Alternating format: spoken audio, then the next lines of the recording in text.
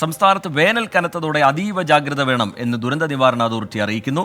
പകൽ 11 മുതൽ 3 വരെയുള്ള സമയങ്ങളിൽ നേരിട്ട് കൂടുതൽ സമയം സൂര്യപ്രകാശം ഏൽക്കുന്നത് ഒഴിവാക്കണം.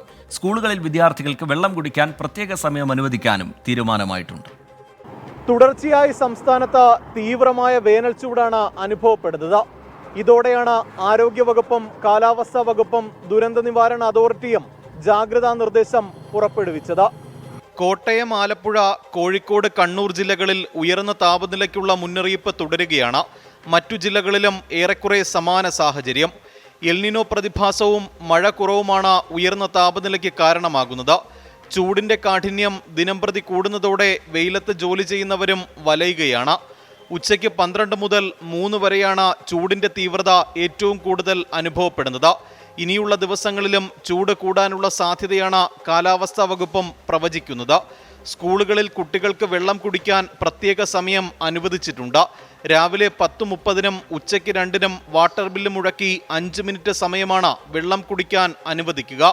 പൊതുജനങ്ങളും ദാഹമില്ലെങ്കിലും വെള്ളം കുടിക്കണമെന്നതാണ് പ്രധാനപ്പെട്ട നിർദ്ദേശം.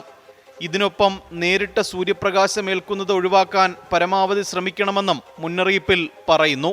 കാലാവസ്ഥാ വകുപ്പിന്റെ കണക്കുകൾ പ്രകാരം ചൂടിന്റെ കൊടുമുടിയിലാണ് കേരളം. ജനുവരി മാസം 10 ദിവസം രാജ്യത്ത് തന്നെ ഏറ്റവും കൂടുതൽ ചൂട് രേഖപ്പെടുത്തിയതും നമ്മുടെ സംസ്ഥാനത്താണ്.